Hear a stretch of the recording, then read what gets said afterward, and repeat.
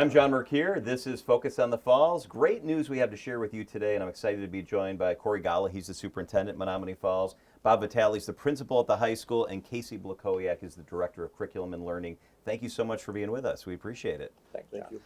State report card. I love this news. It's great news for the district, which means it's also great news for the community. Corey, let's start with maybe an overview. Tell us why this is important, what's measured. Give us some background on the state report card. Sure, the state report card, every school in the state of Wisconsin gets a report card as well as every district. And the big picture is it measures a combination of things. It measures student achievement. It takes a look at student growth, which is something we watch very closely and are interested in. And also looked at how we're doing with what they refer as target groups, which are groups of students who are struggling more than others. So for us, it's a great tool for us to look to see, how are we doing in the judgment of the governing body, but also gives us a chance to compare ourselves to other school districts and other schools, learn from what they might be doing. So we're a high-performing district, a lot to be proud of in our district. With that said, is it nerve-wracking when you're waiting on the report card to come out? How did we do compared to last year? What are areas we might want to improve on? Where are we excelling? Is it a nervous time, an exciting time, a combination? Oh, sure. There's that very public component of this where it's released in the state, the media picks it up, and it's a reflection of the work that we do and feel strongly about. So there's a lot of people doing a lot of work in the community, in our schools for students, and this is one of those moments during the year where you get this assessment that really gives you a sense of how things are going. All right, I'm going to get to your colleagues in a second here, but give me a couple numbers that really jump out for you when you think about the report card.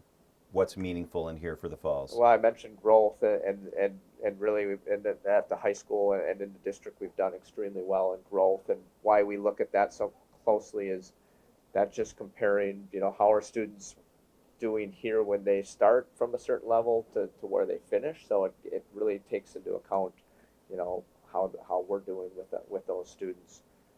So that's a big picture. But overall, we're just excited that, when we compare ourselves across the state of Wisconsin, our district is in the top 15% of schools. Congratulations to the high school and all those students and families. They're in the top 6% of high schools across the state, so we're thrilled with that. All right, let's dive into this a little bit. Casey, I'm going to bring you into the conversation. So that's a great number, top 15%, and it gets broken down even further than that when you look at the numbers. When you think about that number, top 15%, and what we're working on here and succeeding at in the Falls, take me inside that number. What does that mean in your role? Yeah, absolutely. So I think it's just the product of the continuous effort of our teachers day in, day out with our students, looking for ways to engage them. The report cards largely measure, as Corey mentioned, some high-level academic pieces. So it relies heavily on English language art scores, mathematics. It looks at attendance rates for students as well. How often are they coming to school? But we know that there's other ways that we excel in addition to those academic measures that really keep students connected. So we work very hard to make sure we have a rigorous curriculum, that we're lifting students who aren't quite yet at proficiency, who need a little extra support.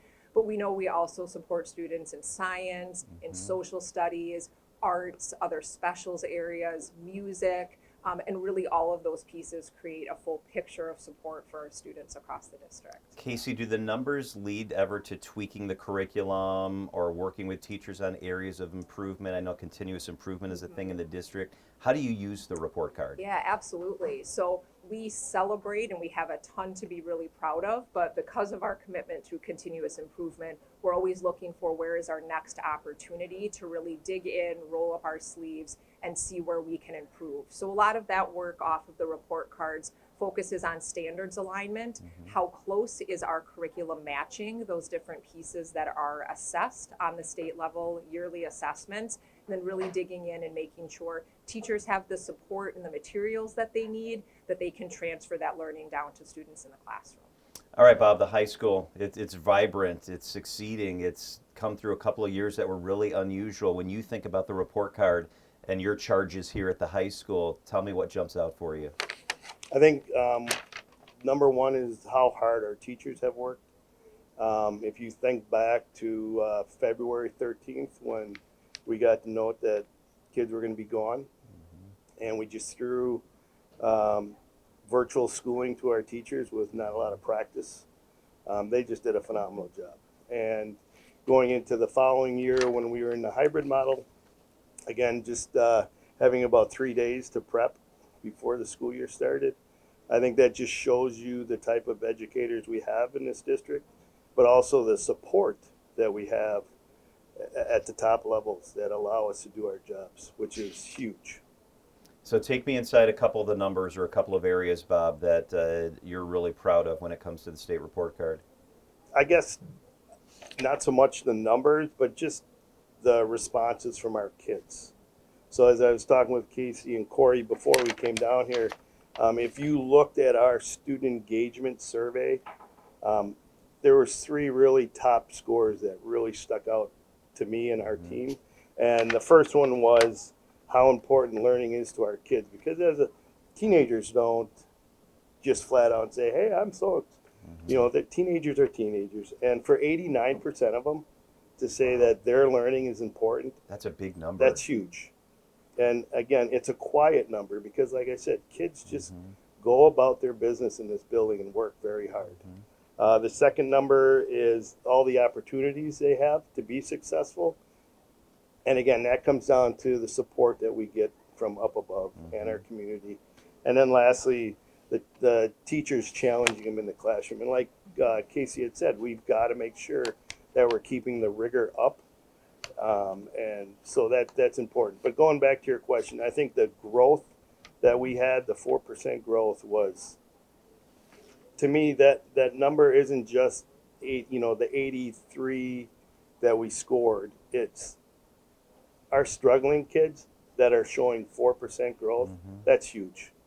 And that's what we have to continue to make sure that we're focusing on all kids, but really our struggling kids. We got to make sure that we're still pushing them to be successful, but cheering them on when they're reaching those numbers.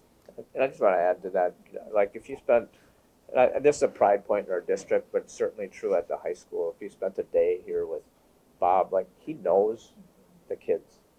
He knows them by name, their interests. He makes it a priority to have a personal meeting with every senior. And that Wow. level of commitment to kids, knowing who they are individually, where they want to go, that's a significant piece behind that success. And then certainly for all of those kids to still have high standards for them. If you've told us where you want to go, then we're going to hold you accountable to meet your goals so you're ready to be there. And it's really a nice piece of the culture here. With what's happened the past year and a half with the pandemic, I'm proud to be in the district where we continue to focus on the things that are important while doing the things we have to do to stay safe and to keep the train on the tracks and all that. Talk a little bit about when you think about the report card and what the district's been through the past year. That must be a pride point because not only did we keep it together, but you found a way to have your teams excel. Yeah, resilience isn't about just getting through. Resilience is about continuing to thrive despite challenges. And I believe that's what the district's done. This report card reflects 3 years of work. But it's certainly in this past year and a half, this past couple of years, what we've seen at the high school and across the district is just this continuation of, yes, we have to deal with this challenge. Yes, it's changed things completely, but we're still here for student learning. We're still here for student support and engagement, and we've got to find a way. We've got to be resilient and continue that work as well. Casey, how do you make sure that kids at every end of the spectrum get what they need? That it's not just the AP scholars and those that are going to a military academy, but it's those that come from a single family home that don't have the same resources, that are struggling to have meaningful experiences in the district as well. How do you work through with your teams making sure that on the curriculum side and the development side, every kid kind of gets what they need? Yeah, absolutely. So they're all our students, and when they come to us, every single day our teachers work tirelessly to really understand what each student is bringing to the table. So their strengths, their interests, and really thinking about what does every student need next for their learning.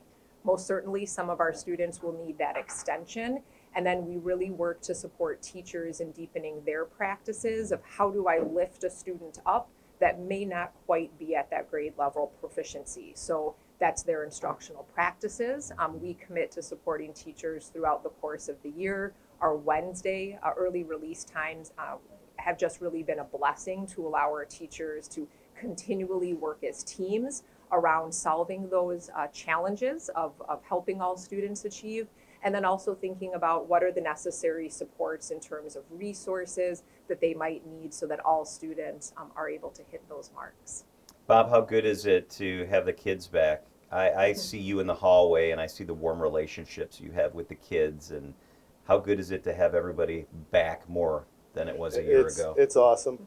It was really, really bizarre that first after that February 13th. Yeah. I can't work from home. I needed to be in this building, and it was eerie, is the way I want to put it. And now to have them back, I mean, this is what it's all about. This is why you get into this business, is to be with the kids and watch them grow. You know, Corey, I know this isn't about comparing ourselves to other districts, because we want every district in the state to thrive and to survive.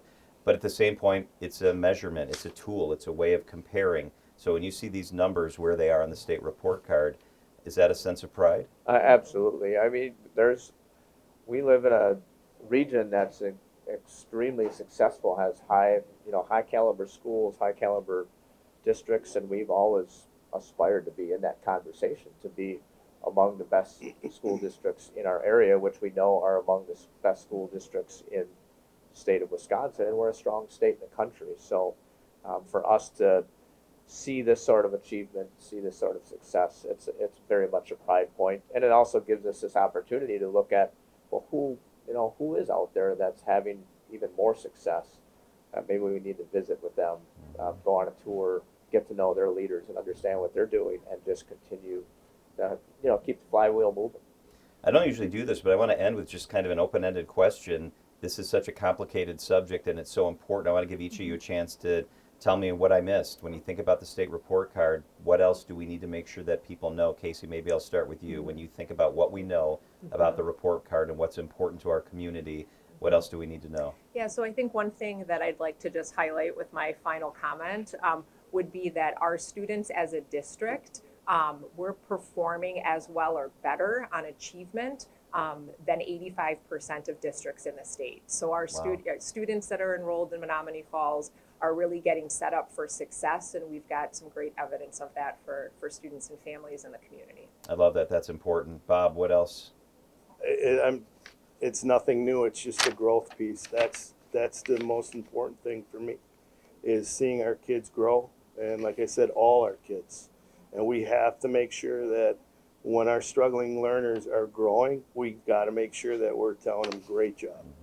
And we'll just step by step. It's a slow process, but we've got to make sure that we're seeing all our kids. I love that. All right, Corey, the final word's yours. Yeah, I would say, this is a community that values education. And I'd say to any parent who's here or anyone who has children who's, considering moving here, your child can thrive here, no matter what their aspiration is, no matter what their challenges may be.